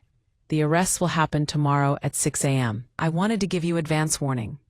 Your family will know by noon at the latest, and it will probably hit the local news by evening. Are you prepared for that? Was I prepared for my family's destruction to become public knowledge? For everyone in Portland to know that my sister and cousin had stolen from me? For the whispers and the stares and the pity? No, I said honestly. But I don't have a choice. No, you don't. I'm sorry this happened to you, Miss Westbrook. For what it's worth, you did nothing wrong. You trusted family, and they betrayed that trust in the worst possible way. I thanked her and left the station with my laptop and phone, finally returned to me. The devices felt heavier than they should, like they carried the weight of all the evidence stored inside them. I drove home through gray January streets and tried to prepare myself for what was coming. Tomorrow, my sister and cousin would be arrested. Tomorrow, my family would shatter completely. Tomorrow, everyone would know the truth. And there was nothing I could do to stop it. That night, I called Gran and told her everything Detective Moreno had said. She listened in silence, and when I finished, she said simply, "Good, let them face what they've done. Gran, they're going to prison for 20 years. Then they'll have 20 years to think about why stealing from family was a bad idea." There was no sympathy in her voice, no regret, just cold, hard justice. "Your parents enabled this," she added. "They knew Derek was gambling again, and they hid it from everyone. They chose to protect him instead of being honest. They're as guilty as if they'd stolen the money themselves. What are you going to do?" "I'm cutting them off. All of them. I've already called my lawyer and started the paperwork to change my will. When I die, everything goes to you. Not a penny goes to anyone else. Gran, don't argue with me, Claire. I'm old and I'm angry and I've made up my mind. You're the only family I have left that's worth anything." We said goodnight, and I sat alone in my house, waiting for the dawn and the arrests that would end my family forever. This is Revenge Stories, a home for quiet courage and true endings. If you feel my words, please like the video, subscribe to the channel, and tell us in the comments where you're watching from. Help us build this community so we can bring more interesting and exciting stories for you from around the world. Your help is much appreciated. Your voice matters here. Your story matters too. 6 a.m. arrived cold and gray. I didn't sleep. I just lay in bed watching the clock tick closer to the moment my sister and cousin would be arrested. At 6:15, my landline rang. It was Detective Moreno. Both arrests have been executed successfully. Your sister was taken into custody at her hotel in New York. Your cousin was arrested at his apartment. Both are being processed now and will be arraigned later today. Thank you for letting me know.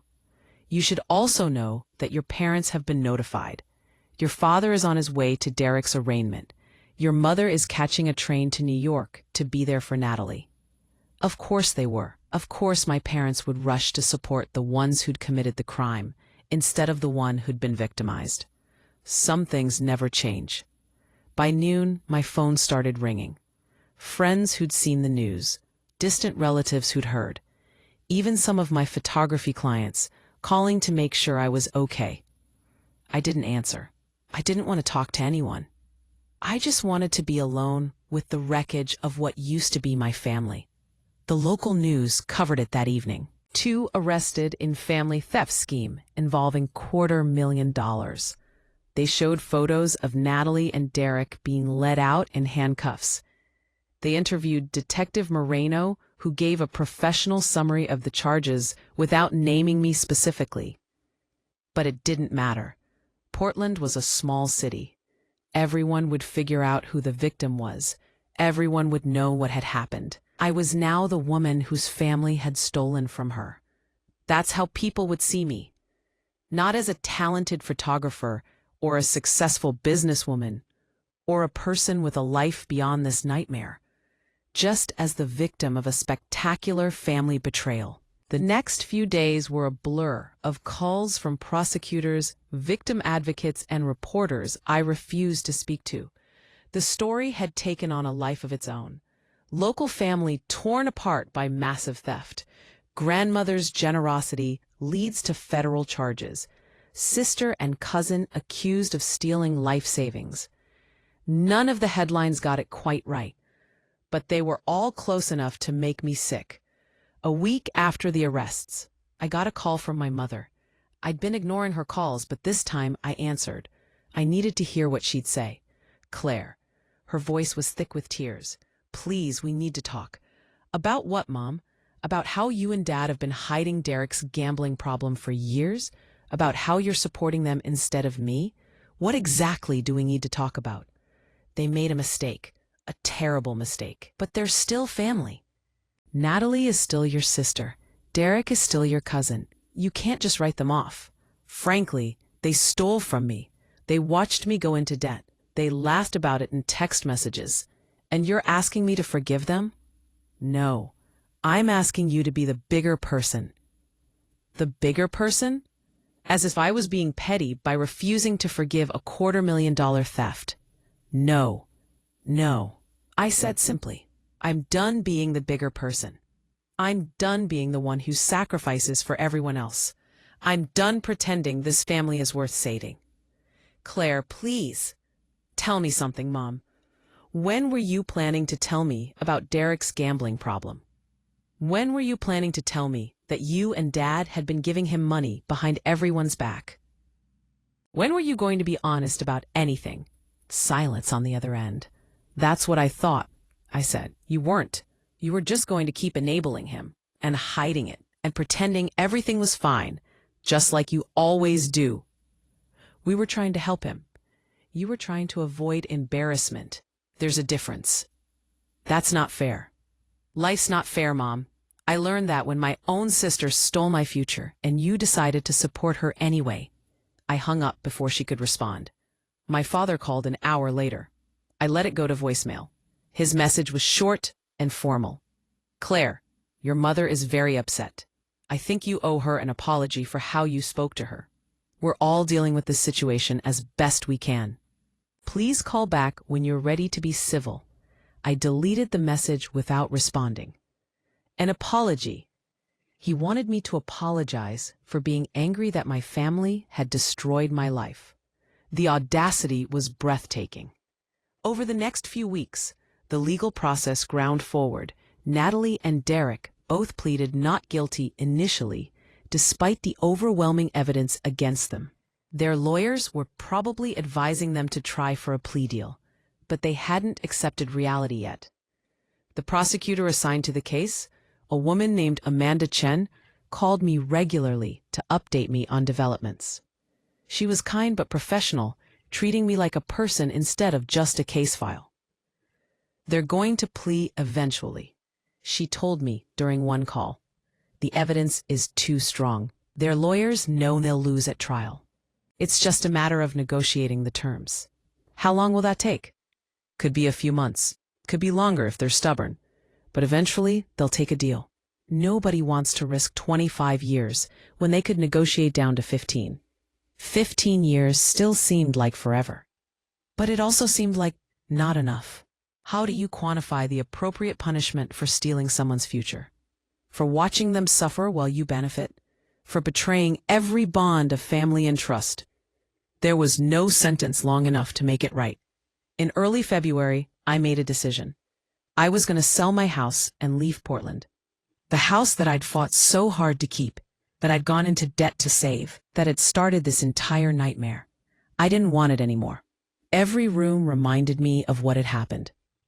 Every corner held memories of people I could no longer trust.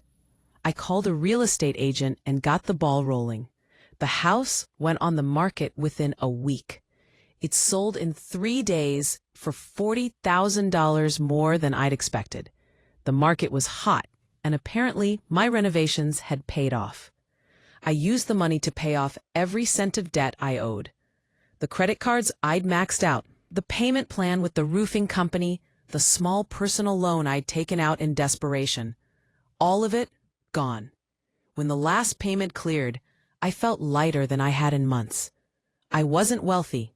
I wasn't secure. But I was free of debt, and that was something. I started looking for places to move. Somewhere far from Portland, somewhere nobody knew me or my story. Somewhere I could start over completely. I settled on Savannah, Georgia. I'd never been there, had no connections there, knew nothing about it except what I'd read online. It was a small city with a thriving art scene, a good market for freelance photographers, and most importantly, it was over 1,000 miles from Maine. I found a small apartment to rent month to month while I figured out if I wanted to stay long term. 1 bedroom, hardwood floors, big windows. Not much space, but I didn't need much space. I just needed somewhere to land. Before I left Portland, I went to see Gran one last time. She was sitting in her usual chair when I arrived, wrapped in a blanket despite the fire crackling in the fireplace.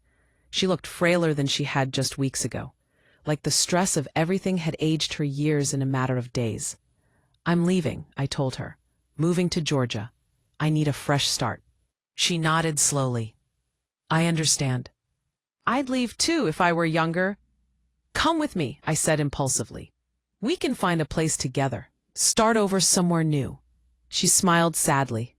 "I'm too old to start over, sweetheart. This is my home. I'll die in this house, probably in this chair. But I'm glad you're getting out. I'll call you every week, I promise." "I know you will. You're the only one who keeps promises anymore." We sat together for a long time, not needing to fill the silence with words. Finally, Gran reached over and took my hand. "I'm changing my will this week," she said. "Everything to you.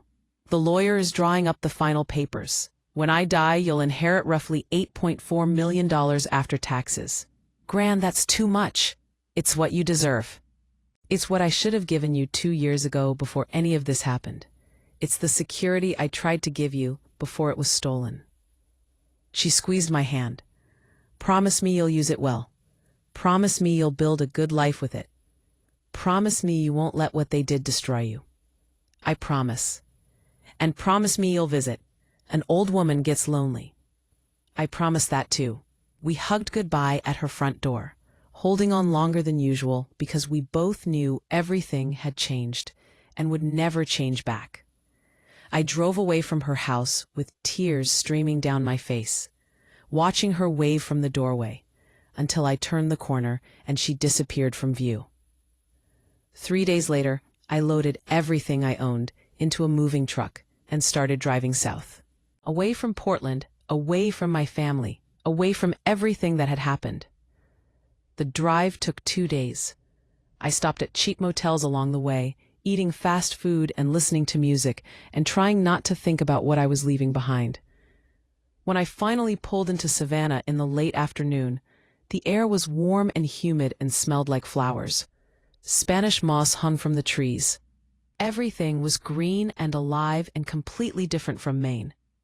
I found my new apartment, a second-floor walk-up in the historic district, and started unloading my things. It didn't take long. I'd sold or donated most of my furniture. I was starting over with almost nothing. And somehow, that felt right. Over the next few months, I built a new life. I found new photography clients. I joined a local artist collective. I made friends who knew nothing about my past and asked nothing about my family. I called Gran every Sunday without fail, keeping my promise. We talked about her garden, her book club, the neighbors. Never about Natalie or Derek or my parents. That part of our lives was over. In April, Amanda Chen called with an update. They're taking plea deals. Both of them. Derek got 9 years, with possibility of parole after 7. Natalie got 6 years, with possibility of parole after 5. They'll also be ordered to pay full restitution, though realistically, you'll never see most of that money. What about my parents? They're not being charged with anything. No evidence they knew about the theft in advance. But they knew about Derek's gambling. Knowing someone has a problem isn't a crime. I'm sorry. So, my parents would face no consequences. They'd go on with their lives, probably still enabling Derek's next crisis, still pretending everything was fine. Some things never change. The sentencing happened in June. I didn't attend. I didn't want to see Natalie or Derek in orange jumpsuits. I didn't want to hear them make apologies they didn't mean. I didn't want to give them the satisfaction of seeing how much they'd hurt me. Gran went, though. She sat in the courtroom and watched her granddaughter and her great-nephew get sentenced to federal prison. She told me later that neither of them looked at her. Not once during the entire proceeding. They're cowards, she said over the phone, her voice hard. Cowards and thieves, and they deserve every day of their sentences. I agreed, but it didn't make me feel better. My parents' marriage fell apart that summer. The stress and blame and shame finally broke them. My father filed for divorce in July. They sold the house I'd grown up in and split the proceeds. My father moved to Florida, as far from Maine as he could get. My mother stayed in Portland, clinging to the familiar even though it had turned toxic. I didn't attend the divorce proceedings. I didn't help either of them move. I sent no cards, made no calls, offered no support. They'd made their choices. Now they could live with them. In October, Gran called with news that her health was declining. Her heart was failing, her doctor said. Could be weeks, could be months, but not years. I drove up to Portland immediately and stayed with her for the next 2 weeks. We spent the days sitting together, talking about old memories from before everything went wrong. She told me stories about my grandfather, about raising her children, about winning the lottery and deciding to stay humble. I don't regret much in my life, she said one afternoon, but I regret not seeing sooner what kind of people some of my family were. I regret trusting the wrong ones. You couldn't have known. Maybe. But I should have paid better attention, should have asked more questions, should have been less naive about human nature. She took my hand, her grip weak now, but still there. Don't make my mistakes clear. Trust carefully, protect yourself, and never let anyone make you feel guilty for setting boundaries. I won't, I promised. She smiled. I know you won't. You're stronger than I ever was. 2 days later, on a quiet Tuesday morning in October, Gran passed away in her sleep. I was holding her hand. She went peacefully, no pain, nay struggle.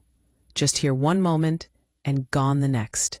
I planned her funeral according to her wishes, small, private, just her closest friends from church and her book club. I didn't invite my parents. I didn't tell Natalie or Derek, both still in federal prison. They'd lost the right to say goodbye when they'd chosen theft over family. The will was read the following week. Everything to me, just as Gran had promised. $8.4 million after estate taxes and final expenses. I sat in the lawyer's office and listened to the numbers, and all I could think about was that I'd trade every penny to have Gran back. To have a family that hadn't destroyed itself. To have one more Sunday phone call about nothing important. But I couldn't.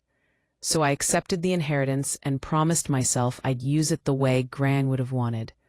Wisely, carefully, in service of building a good life. I used some of the money to buy a small house in Savannah. Nothing extravagant, just a 2-bedroom bungalow with a studio space for my photography. I paid cash. No mortgage, no debt, no financial stress. I set up a scholarship fund at Portland Community College in Gran's name for students studying art and design who couldn't otherwise afford it. $50,000 a year to help people like I used to be. People who were working hard but couldn't catch a break. The rest I invested conservatively, living off the interest and using my photography income for daily expenses. I didn't want to be the kind of person who stopped working just because they had money. Gran hadn't been that person, and I wouldn't be either. My business grew steadily. I specialized in documentary photography, telling stories of regular people doing extraordinary things. My work started getting featured in regional magazines, then national ones. I built a reputation as someone who could capture honest, emotional moments. I made real friends in Savannah, people who knew me for who I was now, not for what had been done to me. People who invited me to dinner parties and art openings and Sunday brunches. People who became the family I'd chosen instead of the one I'd been born into. Years passed. Slowly, the wound healed into a scar. Still there, still tender sometimes, but no longer actively bleeding. I heard through the grapevine that Natalie was released from prison after serving 5 years. She moved to California, changed her name, got a job in a call center. She sent a letter to my old Portland address. It got forwarded to Gran's estate lawyer, who called to ask if I wanted it. No, I said. Return to sender. I didn't need her apology or her excuses or her attempt at reconciliation. That door had closed 5 years ago, and it wasn't opening again. Derek still had 2 more years left on his sentence.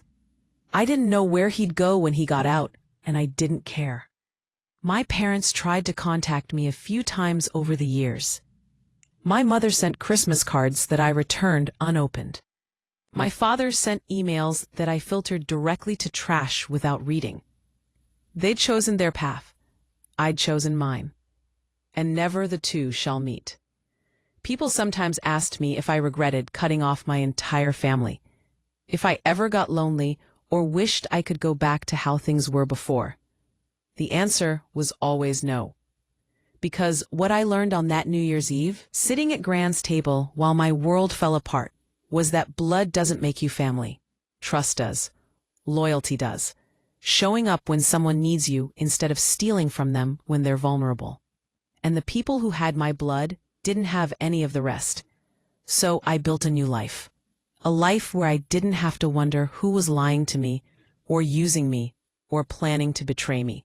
A life where the people around me had earned my trust instead of demanding it because of shared DNA. I woke up every morning in my house in Savannah, in a bed I bought with money I'd earned, in a space that was entirely mine. I drank coffee on my porch and watched the sunrise and felt grateful. Not for what had been taken from me, but for what I built in the space where my family used to be. Freedom, peace, a life that belonged to me and no one else. The worst betrayal had set me free, and I'd never been happier. The end. To everyone who stayed with me through this entire story, thank you from the bottom of my heart. If you've ever been betrayed by the people who were supposed to love you most, if you've ever had to choose between toxic family and your own well-being, if you've ever rebuilt your life from nothing after everything was taken from you, I see you. You're not alone. This is Revenge Stories, a home for quiet courage and true endings. If you feel my words, please like the video, subscribe to the channel, and tell us in the comments where you're watching from. Help us build this community so we can bring more interesting and exciting stories for you from around the world. Your help is much appreciated. Your voice matters here. Your story matters too. Share your story in the comments if you're comfortable. Tell me where you're watching from. Let me know you're out there, surviving and thriving despite the people who tried to break you. Because that's what we do here. We survive, we rebuild, and we refuse to let betrayal define us.